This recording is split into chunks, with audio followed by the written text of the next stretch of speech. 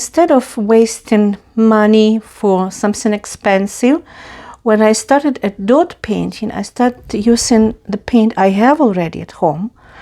And as you can see, they are in some order, like I like order. And maybe I shouldn't mix bright colors like neon colors with regular one, but at the same time, like, you know, I don't want to use too much space. I want to be very organized and clean my studio, my sunroom very easily. That's why all in box. I got some new paints. It's metallic one, and I have old one. They are not so liquidish as I wish. They kind of a little bit thick, but I will show you later, like during some project. I also get something like neon, whatever, like pearls. It's just like I want to try with some paints.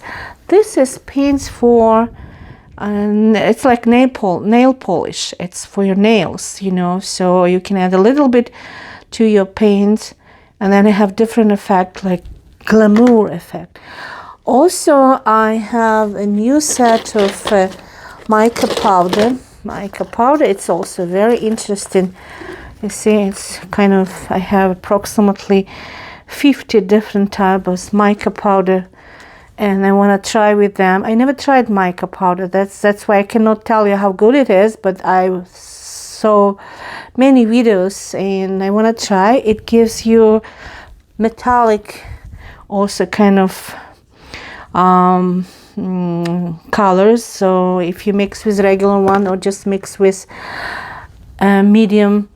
This is like all my paints and minuses and pluses of this paint. So not all of them are good for dot painting, because some of them are really thick and dense. So you have actually to use some water or some other medium to make him thinner. And some, of course, are liquidish. Also, when you don't use your paints too long, it separates and liquid goes, like clear liquid goes up, the solvent, and the color goes down, the pigment goes down. So before you use it, you have to shake it very well. Another way, if you open and put it on your plate or whatever, then actually it goes quite like, you just get a clear liquid, and then you'll be thinking what's going on, what's happening to my paints.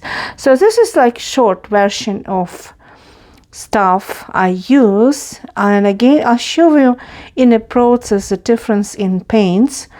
And not, as I said, not all of them I'm gonna use it, and I'm using for dot painting or even for pouring acrylic. Like, you need to be very careful how and what you mix.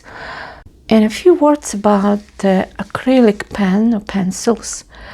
All of them have liquid acrylic inside, so before usage you have to shake it very well. And when you open, it's usually white color or yellow color, depends on the structure of this little top. The problem with this, that if you're not professional one, if you're just starting, even if it seems easily to use because you don't need to mix any paint, the problem is that sometimes it's very difficult to control the amount of liquid that goes on your surface, especially you know, when it's not a very flat surface, or if it's not smooth and covered with a nice coat of layer of paint.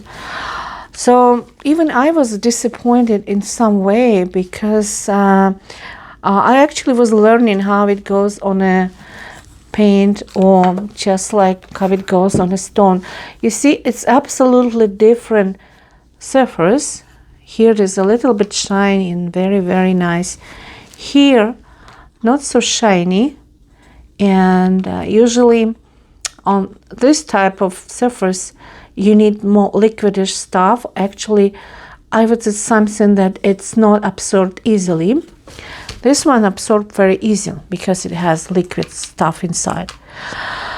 And that's why I usually use it just to color inside something in the shape, but not to make dots. Like for dots, this is not perfect. At the same time, like sometimes I have like metallic one here. I found some of them are useful. Again, depends on the surface, on the size of the dot, and usually it's the small dots. And if you need to repair something or give a finishing touch, so this might be very good, like very good for some project. So this is metallic stuff, you know. And for me, it's enough because I usually use my acrylic paint to do my dot painting.